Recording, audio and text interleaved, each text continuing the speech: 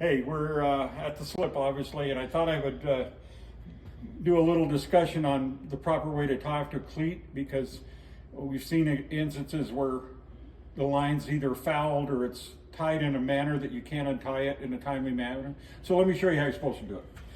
So just this is when you get done. It should look like this.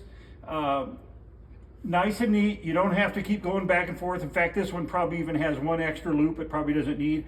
I've got the excess coiled here, so first of all, it's not a tripping hazard. Second, somebody can walk up this cleat, they can see what rope he's got left, and it helps him make sure, in case you're in an emergency situation, which can happen, where you need to untie the cleat in a hurry, you want to know what you've got and where everything is, and this just is an easy way to do that. So let's start with tying it from the start.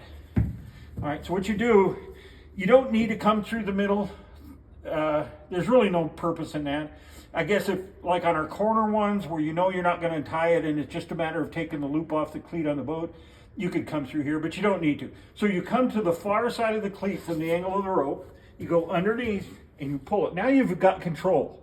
This is a lot easier if you're trying to maintain control of the boat or stop the boat. You can actually do it just with this. You've got control. All right, then you go over the top and under. No inverted loop. You don't cinch it up yet, and that's what I've seen here where we've had problems. Somebody is, at times we do this right away, okay?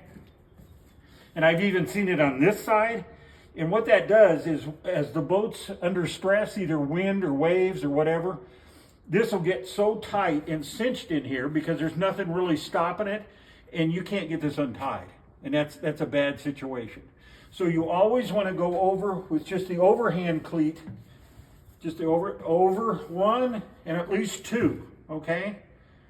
Then you can take and do the cinching loop where you go underneath it. And that right there is all you need.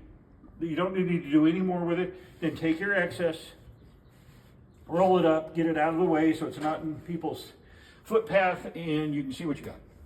The other thing is, we've seen where the fenders that we have on the side of the dock, kind of protecting the boat as we come in, we've seen them tied to these cleats.